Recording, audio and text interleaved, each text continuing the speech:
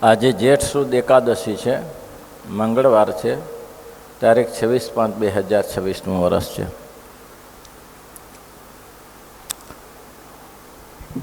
કાલે રસિક માર્ગે કરીને કેવી રીતે પડી જાય તેની વાત બતાવી. બે જ્ઞાનની વાત બતાવી ને, એક બ્રહ્મ જ્ઞાનીઓ છે અને રસિક માર્ગ છે.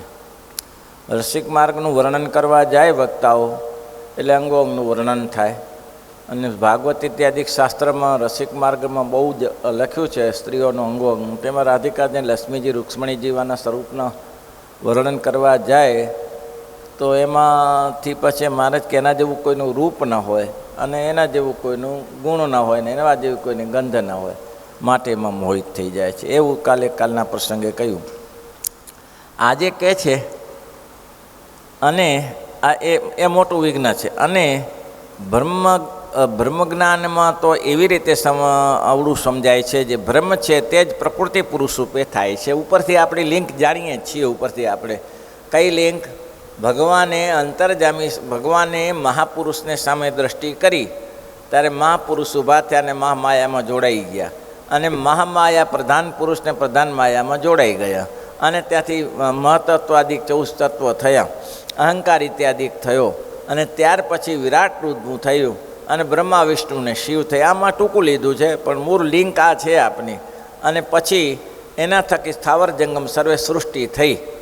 હવે સ્થાવર જંગમની સૃષ્ટિ થઈ આ સમજવાનું એવું હતું. પછી તે જ બ્રહ્મ સ્થાવર જંગમ રૂપે થાય છે. અને સ્થાવર જંગમ રૂપ જે આકાર તેને વિશે રહ્યા જે જીવ તે રૂપે પણ બ્રહ્મ થાય છે. એવી રીતે જ્ઞાનને અવળું સમજીને પછી સમજનારો પોતાના જીવને પણ ભગવાન જાણે છે. રજનીશને આ જ કરતા હતા, આ જ સમજતા હતા. આપણે ભગવાન જ છીએ. લોકો કે તમે ભગવાન તમે તમારી જાતને ભગવાન જ માનો. એમ તમે તમારી જાતને ભગવાન ના માનો તો મને માનો, પણ આપણે ભગવાન જ છીએ. કેમ? તો કે ભગવાન જ છે. ભગવાનને જ ત્યાંથી આ જીવ રૂપે થયા છે, આ સૃષ્ટિ રૂપે થયા છે. હવે આમાં એ વસ્તુ એવી હતી, વાત એની સાચી હતી કે ભગવાન જ સર્વરૂપે છે. પણ એમ નથી સમજવાનું. ભગવાને તો અંતર્જામી શક્તિએ કરીને, મહારાજે શું કીધું કે પુરુષને સર્જ્યા, પછી પુરુષ થકી માયા જોડાણી, પ્રધાન પુરુષ થયા, વિરાટ થયા, બધું થયું. બધાના દેહ હતા, તેમ છતાં કોઈ ઉઠવાને સમર્થ થયા નહીં. ત્યારે ભગવાને શું કર્યું? ભગત? કોઈ ઉઠવા ઇન્દ્રિયો હતી, દેહ હતા, બધા હાથ પગ હતા, વિરાટ ઇત્યાદિ દરેકમાં, જીવ પ્રાણી માત્રમાં. કોઈ આખા બ્રહ્માંડમાંથી કોઈ હલનચલન થયું નહીં. એટલે શું કર્યું ભગવાને? અંતર્જામી શક્તિ અંદર પ્રવેશ કર્યો. એટલે એ દેહ હાલન ચાલન બધા થઈ ગયા. ભગવાનની અંતર્જામી શક્તિ કહેવાનું આવું હતું, પણ આને મારે આપણે સીધું લઈ લીધું. કેવી રીતે? તો કે એ જે ભગવાન હતા ને એ જ મહાપુરુષમાં આવ્યા. એવા ને એવા એના અંશ થઈને મહાપુરુષમાં આવ્યા. અને એના અંશ થઈને ભગવાન પ્રધાન પુરુષમાં આવ્યા. એના અંશ થઈને પછી ભગવાન વિરાટમાં આવ્યા. એના અંશ થઈને ભગવાન બ્રહ્મા વિષ્ણુને શિવમાં આવ્યા. અને એના અંશ થઈને ભગવાન સ્થાવર જંગમ સર્વ સૃષ્ટિ રૂપે આવ્યા. તો આપણે પણ એમાં સૃષ્ટિમાં છીએ ને, એટલે આપણે ભગવાન જ કહેવાય. લ્યો, તો આ શ્રુતિનું શું? એ જેવા તો એક જય છે, બીજે કેમ થવાય રે. એ જેવા તો એક જય છે, બીજે કેમ થવાય રે. એ ભગવાન જેવા તો એક જ ભગવાન જ છે. હા, એનું અનુકરણ ના કરાય. ભગવાને ગોવર્ધન ઉપાડ્યો, શ્રી કૃષ્ણ નારાયણે. આપણે દેખાડો નથી ઉપાડી શકતા, તો એનો વાત કરવા જઈએ તો ક્યાં મેળ બેસે? સ્વામિનારાયણ ભગવાને અનંત જીવાત્માને સમાધિઓ કરાવી. બહુ રમતમાં સમાધિઓ થાય. ભલભલાને શંકા થાય આમ સમાધિઓ થાય, પણ કરાવી. લોજ માંગરોળમાં, કાલવણીમાં ખડકી રાખ્યા માણસોની જેમ, ઘાસના પૂરાની જેમ. 6 મહિના સુધી એમને એમ રાખ્યા. કોઈ અડાડે તો ખેપ્યા ને ક્યાં હાથ લગાડ, એટલે હાથ લગાડે એટલે તરત બારે આવી જાય. એમ તો ઘાસનો પૂરો કાઢતો બાર લાગે, પણ આ સહેજમાં આવી જાય. આવી સામર્થ્ય ભગવાન સિવાય ન હોય અને એ તમારામાં નથી, તો તમે એમ કેમ કહી શકો કે અમે જ છીએ? આવી રીતે અંશાંશી ભાવ ભગવાનને વિશે સમજે છે એટલે મહામૂર્ખ છે. મહારાજ કે જુઓ કેટલું સરસ કહ્યું. પ્રકૃતિ પુરુષ સ્થાવર જંગમ થાય છે અને તે સ્થાવર જંગમ જે આકાર તેને વિશે રહ્યા છે જીવ તે રૂપે બ્રહ્મ જ થાય છે. એવી રીતે જ્ઞાનને અવળું સમજીને પછી સમજનારો પણ પોતાના જીવને પણ ભગવાન જાણે છે. જણાવવું છે પોતાનું, આમાંથી આમાં ભગવાન આવ્યા, આમાંથી આમાં આવ્યા, આમાંથી આમાં જ આવ્યા અને પછી મારામાં આવ્યા. હું પણ ભગવાન છું, તમે પણ ભગવાન છો. બ્રહ્મ બ્રહ્મની સાથે સ્ત્રી પુરુષો, સ્ત્રી પણ બ્રહ્મ છે, પુરુષ પણ બ્રહ્મ છે. સર્વ બ્રહ્મ જ છે, સર્વત્ર બ્રહ્મ છે નિરાકારવાદીઓ. અને આમાં બ્રહ્મની સાથે જો કોઈ કીડાઓ કરવી એમાં શું? પણ એ એમ કહેનારો કે તમારામાં બ્રહ્મ છે, મારામાં બ્રહ્મ છે, આપણે બધા બ્રહ્મ એક જ છીએ, એ જો સરકારી નોકરી કરતો હોય અને સરકારી નોકરીમાં લાખ રૂપિયા પગાર આવતો હોય તો બીજાને આપી દે ને પહેલાંમાં બ્રહ્મ જ છે, તારામાં બ્રહ્મ જ છે, તો એ કેમ નથી આપી શકતો? તમારે તમારી ભોજનની થાળી તૈયારી આવી ત્યારે જોડે બીજા ભાઈએ બેઠા છે, કોઈ બીજા પણ આવ્યા હશે, તો એને કહેવાય ને કે આ તમે જમી લો, તમારામાં ભ્રમ છે અને મારામાં ભ્રમ છે. તમે જમશો એટલે હું મારામાં આવી જશે, તમે જમશો એ મારામાં આવી જશે, એ શક્ય નથી. એ તો સ્વામિનારાયણ ભગવાને સચ્ચિદાનંદ સ્વામી જેવા સંતને આવું કરાયેલું. ગોવર્ધનભાઈ આવ્યા અને સુખડી લાવ્યા એટલે મહારાજ કહે છે, ભગત તમે સુખડીની માટલી લાવ્યા છો, જમાડી દો. 2 માટલી સુખડીને લાવેલા ગોવર્ધન ભગત માંગરોળના. ભલે મહારાજ. હવે નહીં નાયા, નહીં ધોયા, સુખડીની માટલી આખી ખાઈ ગયા. પછી મહારાજને કે મહારાજ હવે છે ઈચ્છા? મહારાજ કે હા જમાડી દો. બીજી માટલી જમાડી ગયા. બોલો, જોડે બેઠેલા કે મારો બેટો મહારાજની વાતો કરે ને ખાતો પોતે જાય છે.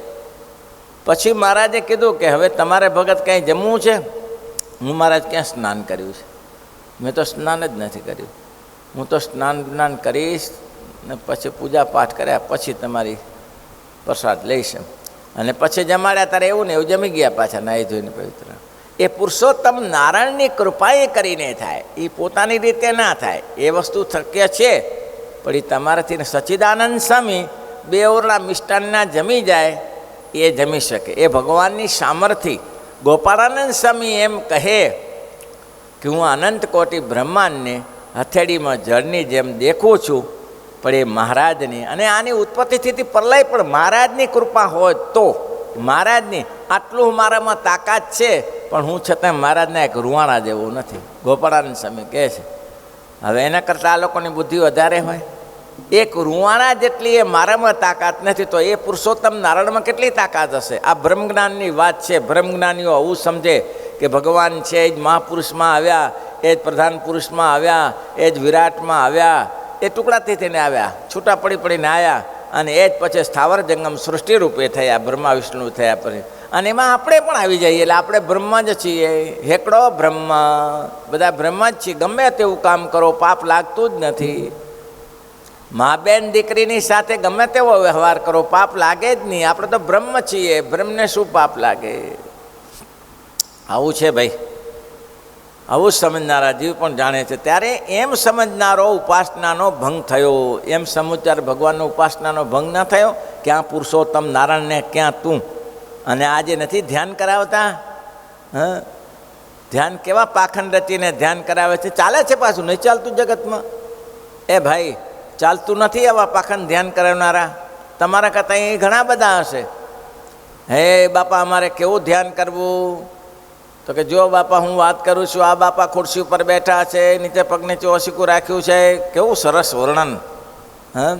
હાથમાં માળા લીધી. માળા લેવાની ક્યાં જરૂર હતી એને? બાપાને બ્રહ્મ જ છે તો ચાલે છે ને હવે. અને છતાંય દુનિયામાં આખું આપણે જે ઓરિજિનલ કરતાં વધારે ચાલે છે ને. વેચતા આવડવું જોઈએ ભાઈ. દુકાન તો બનાવી પણ વેચતા ના આવડે. વેચતા ના આવડે તો ગ્રાહક ક્યાંથી આવડે? એને વેચતા આવડે છે, માલ ખપાવતા આવડે છે, કેવી રીતે માલ ઉપડી જાય એ આવડે છે. જેવો ગ્રાહક તેવા પૈસા, જેવો ગ્રાહક હોય ને એવા પૈસા બોલાય. ખેડૂત આવ્યો અને એમ કહેવાય ભાઈ આને તમારે પેંડા લઈ જાવ, બરફી લઈ જાય, એને ચવાણુંથી પકડાઈને રવાનો કરી દેવાય. એને ખબર છે કે આ ચવાણુંમાં ચાલે એવો છે. જતો ના કરાય ગ્રાહકને, એનું વર્ણન કરાય. આ ચવાણું એવું સરસ છે કે આમાં તમે જમો તો તમને આમ એમ લાગે ઓહો અમૃતના ઓડકારા આવશે. ચવાણું એટલે ચવાણું. જ્યારે પેંડા સાટાનો ગ્રાહક છે એને તે હોશિયારી તમારે વાપરવી જ પડે. જુઓ, તમે ગ્રસ્તાશ્રમી છો, એક વસ્તુનું તો ધ્યાન રાખવું જોઈએ. તમારા ઘરે કોઈ મહેમાન આવે ત્યારે મહેમાનની કેવી રીતે સુવિધા કરવી એની વ્યવસ્થા કરવી તમને ખબર હોવી જોઈએ. માનો કે તમે આમ રસ્તામાં મળ્યા હો અને એ મહેમાન તમને એમ કીધું કે આવજો, ત્યારે આ બાજુ નીકળો ત્યારે ઘરે, અને એ પણ નીકળ્યો અને તમારું કલોલ ગસ્તામાં આવે છે અને તમારું ઘર એને કીધું આ જગ્યાએ મારું એડ્રેસ છે, આવતા જ આવતા તમે આવજો. સારું, એને થયું કે લાવને તારે સમય છે અત્યારે પેલા ભાઈને મળતા જઈએ. એને આગ્રહ હતો, એને ઘરે ગયા એટલે ઓહો બહુ સરસ તમે આવ્યા, આનંદ થઈ ગયો. એને પછી રોટલા અને દાળ ભાત ને બધું જમાડ્યું, બધાને આથણું કાઢી આપ્યું, મરચું કાઢી જમાડ્યા પ્રેમથી. હા, જેમાં રાજી થયા, બહુ સરસ બહુ સરસ. હવે એની રોટલાની ગ્રાહક શેનો હતો? રોટલાનો ગ્રાહક હતો, એને રોટલા જમાડાય, બરાબર. પણ માનો કે શીરો જમાડી દીધો હોય તો, લાપસીને શીરો કરીને જમાડે તો વાંધો નહીં, એ તો ખુશ થઈને ગયો હોત. પણ તમારો જમાઈ આવે અને જમાઈ આવે તેને તો રોટલાને દાળ ભાતને બનાવો તો ના, એને તો શીરો ને પૂરી ને ભજીયા ને ગાંઠિયા ને એવું જ જમાઈ છે તમારો. મહેમાન બધા સરખા નથી, કયા મહેમાનની કેવી રીતે સરભરા કરવી તમને ખબર હોવી જોઈએ. અને જો તમે 2 દિવસના રોટલા તમારા બેવાઈને જમાઈને જમાડશો ને તો દીકરી ઘરે પાછી આવશે. એટલે પહેલો જે શીરો પૂરી ને લાપસી પૂરી જમી ગયો એની ચિંતા નહીં, ના જમ્યો ચિંતા નહીં, પણ મહેમાનને રોટલા ના જમાડાય. એટલે આ એને આવડે છે કે શીખી રાખ્યું છે કે કેવા માણસને કેવો. કાંતિભાઈ એ વાત કરતા હતા કે હું ચિમનભાઈનો પીએ હતો અને ત્યારે હું જતો ત્યારે મારી કેવી વ્યવસ્થા થતી હતી. પછી હું એ પીએમથી નીકળી મંત્રી બન્યો ત્યારે મારી વ્યવસ્થા કેવી થતી હતી. પછી એમાંથી ગયો હું સ્ટેપ પ્રમાણે. હો ભાઈ, પછી થોડું પદ તો સરકારનું રહે ને એ જતા હતા. હવે હું ઉમરો નીકળી નિવૃત્ત થઈ ગયો તો હવે પૂછવાના, આવો પતી જ, આવો આવો બેસો બેસો, પાણી પાઈ દો, ચા પાઈ દો, ભલે મળીએ ત્યારે. આમ સ્ટેપ પાડી દેવાય. વેચતા આવડે, મેં કીધું ને કે ભાઈ વેચતા આવડે તો વેચાય, માલ વેચતા આવડો જોઈએ. માલ ભરી રાખ્યો છે સારો, પણ વેચવાની તમારી ફાવર. ગમે તેમ ગ્રાહકને પકડાવી દેવું એ ગમે તેમ ગ્રાહકને પકડાવી દેવા છે એટલે ચાલે છે. બાકી આ માર્ગ કેવો છે? જો અંશાંશી ભાવનો છે ને, પોતાની જાતને ભગવાન માની લે, મને ભગવાન માની લ્યો. અને બ્રહ્મજ્ઞાનમાં ઉપાસનાનું ખનન થાય છે. પુરુષોત્તમ નારાયણની ઉપાસના કરવી. 115મો શ્લોક બોલો, કોને આવડે છે? કૃષ્ણ તદવતારાશ્ચ ધેયા તત્પતિમાં આપી છે નતું જીવા નુદેવાદ્યા ભક્તા બ્રહ્મવિદોપી ચ. ભક્ત બ્રહ્મ સ્થિતિને પામેલો હોય અને સમાધિ કરાવીને અક્ષરધામમાં મૂકતો હોય અને અક્ષરધામમાંથી પાછો આવતો હોય, આવો સમર્થ હોય તો એનું ધ્યાન ના કરવું. ધ્યાન ના કરવું. ધ્યાન તો કોનું થાય? પુરુષોત્તમ નારાયણનું જ ધ્યાન થાય. એની માનસી ના કરાય, એની માનસી કરે છે. જીવતાની બેઠા છે એની માનસી કરે છે. હવે આવું છે ભાઈ. એટલે મહારાજ કે ઉપાસનાનું ખંડન થાય છે, એ મોટું વિઘ્ન છે. કાં જે સમજી સમજીને સર્વના કારણ અને સર્વના સ્વામી એવા જે ભગવાન, તેનું ખંડન થયું. માટે એમ સમજનારો કલ્યાણના માર્ગ થકી પડ્યો જાણવો. આ રીતે સમજે તે કલ્યાણના માર્ગમાંથી પડ્યો છે એમ જાણવું. મોક્ષનો કોઈ દિવસ વારો જ ના આવે એને. એ ક્યારે મોક્ષને પામે? નિરાકારવાદીઓ છે ઘણા છે, સંપ્રદાય આખો ઘણો છે, એની નિરાકારની ઉપાસના કરનારા. એની એવું નથી નિરાકારની ઉપાસના કરે પ્રભુ પદને ના પામે, એ પણ પામી શકે, પણ ક્લિષ્ટતમ માર્ગ છે. આ 2 માર્ગ બતાવી દીધા અને એ માર્ગ કલ્યાણના છે. અને પછી કહે છે મહારાજ ખનન થયું માટે એમ સમજનારો પણ સર્વના સ્વામી એવા જે ભગવાન, તેનું ખનન થયું માટે એમ સમજનારો પણ કલ્યાણના માર્ગથી પડ્યો જાણો. અને એ 2 માર્ગ છે તે કલ્યાણના જ છે. પાછો 2 માર્ગ પાછો કલ્યાણ તો આને કરીને જ થાય. સમજણમાં ફેર છે. સમજણ કેવી હોવી જોઈએ? અને એ 2માં વિઘ્ન પણ અતિ મોટા છે. માટે જે કલ્યાણની ઈચ્છતો હોય તેણે કેમ કરવું એ પ્રશ્ન, તેનો ઉત્તર કરવા. આ ઉત્તર એટલે લાંબો ચાલે, પ્રશ્ન એટલો ચાલે, ગડબડમાં ભૂલી જ જવાય શું પ્રશ્ન છે. ઉપર છે ત્યાર સુધી આવ્યા ત્યારે પ્રશ્નનો ઉત્તર હવે થશે. શું થયું? કરીને શું થયું? જો રસિક માર્ગે તમે ભજન કરશો તો અંગસંગનું વર્ણન થશે, તો તમારી મૃત્યુ વિષયમાં થઈ જશે, વિષયમાં આસક્ત થઈ જશે. માટે બહુ સાવધાન કરીને ભગવાનનું ભજન કરવું, નહીં તો પડી જશો. બીજુંમાં તમે જો ભગવાનને રસિક માર્ગને બ્રહ્મજ્ઞાનને માર્ગે ભગવાનને ભજશો એમાં વાંધો નથી, પણ બ્રહ્મજ્ઞાનમાં ને બ્રહ્મજ્ઞાનમાં તમારી જાતને ભગવાન ના માની લેવાય. તમે કોઈને ભગવાન ના બનાવી દો એ ચાલો. અહીંયા છે એક ગામ છે, એમાં એક ગુરુ બનાવે, એ ગુરુને ભગવાન કહે છે, જેમ પહેલાંનું છે ને તેમ એના. અને જ્યારે પ્રસંગે અન્નકોટનો પ્રસંગ આવે ને ત્યારે બધાને થાળ ભરે, જેમ ઠાકોરજીને થાળ ધરીએ ને એમ થાળ ધરાવે બધા. અને પછી બધા બેસીને જમાડે અને પાલખી ઉપર લઈને ફેરવે. અત્યારે કંઈ હમણાં જ મને મળ્યા હતા એ કંઈ આ બધું ઢોંગ, એટલે આ બધું ના કરાય. પડી જાણો અને માર્ગમાં કલ્યાણ છે. અને એ બેમાં વિજ્ઞાનનો પ્રશ્ન ઉત્તર. પછી સર્વે પરમહંસ વિચારી રહ્યા પણ કોઈથી ઉત્તર થયો નહીં. પછી શ્રીજી મહારાજ બોલ્યા, એનો ઉત્તર તો એમ છે જેમ પોતાની માતા હોય અથવા બેન હોય તથા દીકરી હોય તથા ઘણી હોય તે ઘણી રૂપવાન હોય તો પણ તેને દેખીને મનને વિશે વિકાર થતો નથી. આ મહારાજના વખતની વાત છે અને આ ભગવાનના ભક્તની વાત છે. બાકી તો આજ તો બધું ગરઘણું છે. જાણે માત સમાન પર નારને રે, જાણે માત સમાન પર રે, ગણે તુચ્છ સરીખો સંસારને રે, ગણે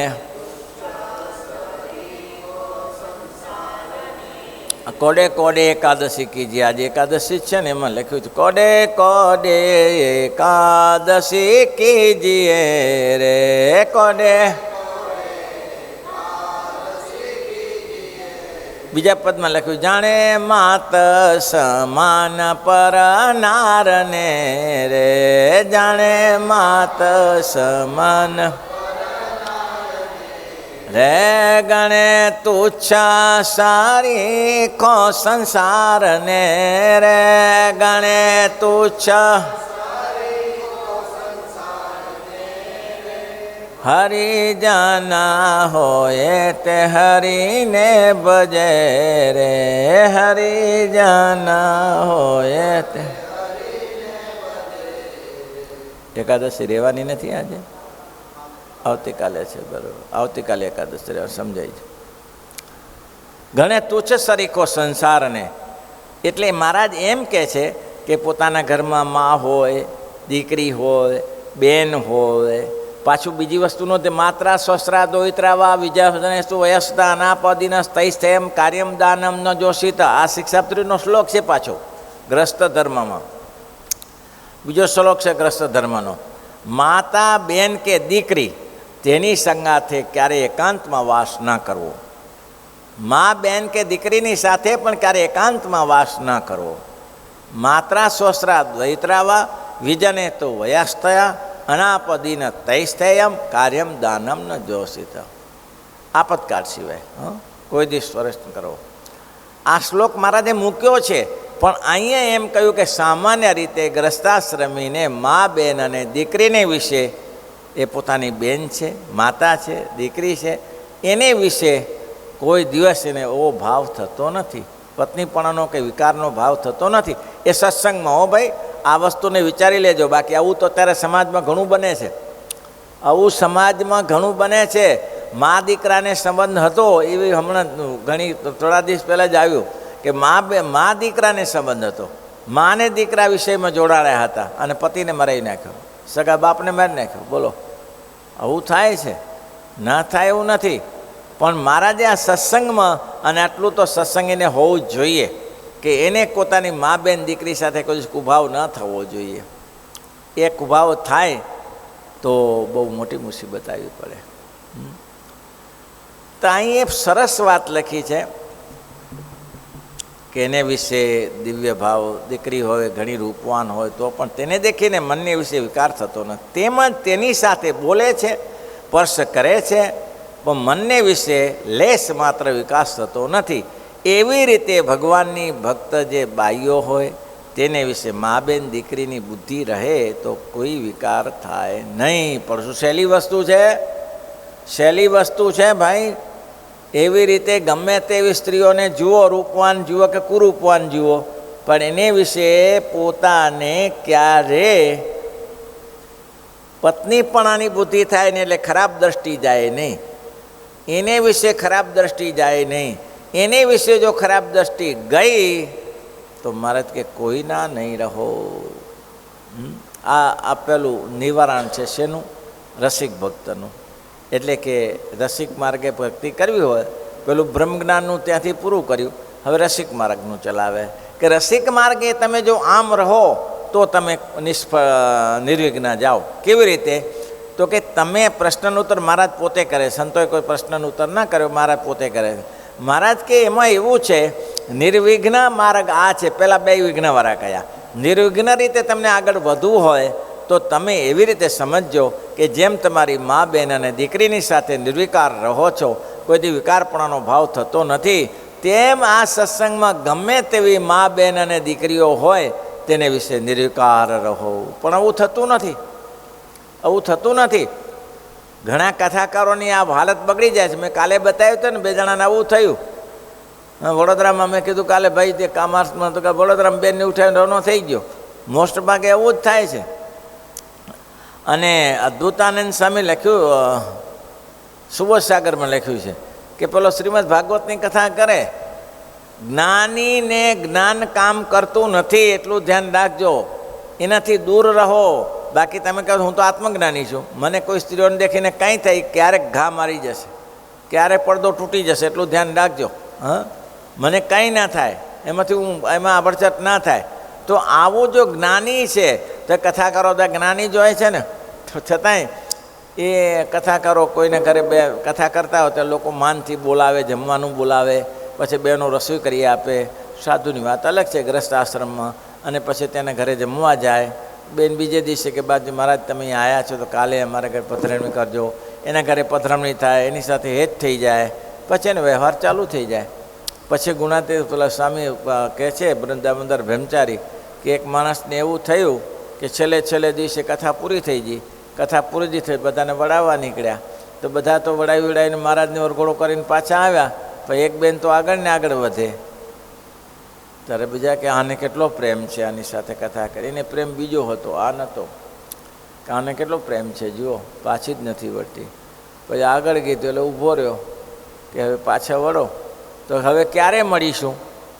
ત્યારે એને સ્પષ્ટ કીધું, જ્ઞાની છે ને, સ્પષ્ટ કીધું કે શ્રીમદ ભાગવત સાચું હશે તો જમપુરીમાં મળીશું. શ્રીમદ ભાગવત સાચું હશે તો હવે જમપુરી સિવાય બીજે આપણે ના મળીએ. કારણ કે આ જે વર્તમાન ભંગનું પાપ શું જમપુરી જ હોય, બીજું કોઈ હોય નહીં. આ શ્રીમદ ભાગવત સાચું હશે તો જમપુરીમાં બનશું. તો પુરાણકાળના લખાય છે તે અત્યારે ઘણા કિસ્સા બને, મોટા મોટા વક્તાના કિસ્સા બને છે.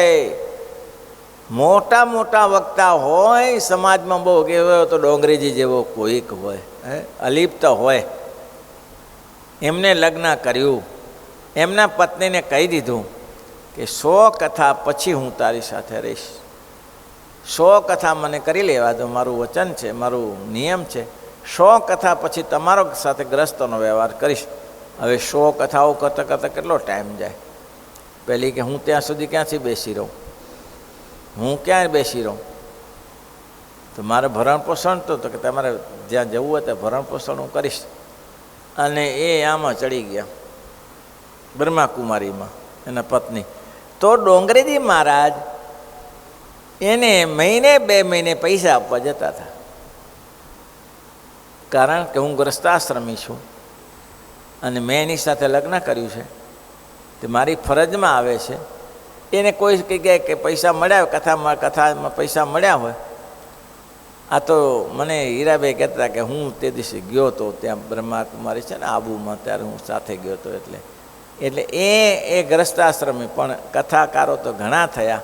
વક્તા ડોંગરેજી મહારાજ જેવા ન મળી શકે. ઘણા કથાકારો, અત્યારે ક્યાં કથાકારોનો રાફડો ફાટેલો છે, જ્યાં જુઓ તો કથા ચાલે છે, જ્યાં જુઓ તો કથા ચાલે છે. પણ ડોંગરેજી મહારાજ જેવા કથાકારો ના મળે. નિર્વિકાર નિર્વિકાર નિર્વિકાર 62 વર્ષે ચાલ્યા ગયા, પણ લોકોને આનંદ કરાવી, મસ્તીમાં કથા કરતા. ડોંગરેજી મહારાજે કથા કરતાં કરતાં ક્યારે પણ જજમાનનું નામ લીધું નથી. કથા શરૂ કરી દે. ભગવાન મંગલાચરણ કરે જન્માદસ્ય ચતોન્વયાદ ચરત મંગલાચરણ થઈ જાય. કરારવિંદે ન પદારવિંદન મુખારવિંદે યુનિવસ્ય વટસ્ય પત્રસ્ય પુટૈ શયાન વાલમ મુકુંદમ મનસાસમરમ. બસ કથા પૂરી થઈ જાય. કથાની આદિથી કરી મંગલાચરણ પૂરું થયા પછી કોઈ જજમાનનું નામ નહીં. કથા કરાવી હોય તો કરાવે, ને તો એની મરજીની વાત છે. હું જજમાન માટે કથા નથી કરતો, હું અહીંયા ભક્તોને રાજી કરવા માટે કથા કરું છું. અને કોઈ દિવસ ડોંગરેજી મહારાજ નીચું જોઈને કથા કરી, પ્રજાને સામે આમ જોયું પણ નહીં. આપણે આમ દરેક હરિભક્તોને જોયું પણ નહીં, નીચે જોઈને જ કથા કરવાની. બસ ઘણી મેં કથા સાંભળી એની ડાયરેક્ટ કથા સાંભળો. આપણે ઘણી જગ્યાએ ગયેલા, પણ બહુ પ્રકાંડ વિદ્વાન હતો. એવો વક્તા ન મળી શકે. એટલે મહારાજ કે જેને કોઈ વિકાર જ ન થાય, શ્રીપતિમ શ્રીધરમ સર્વદેવ વિશ્વ.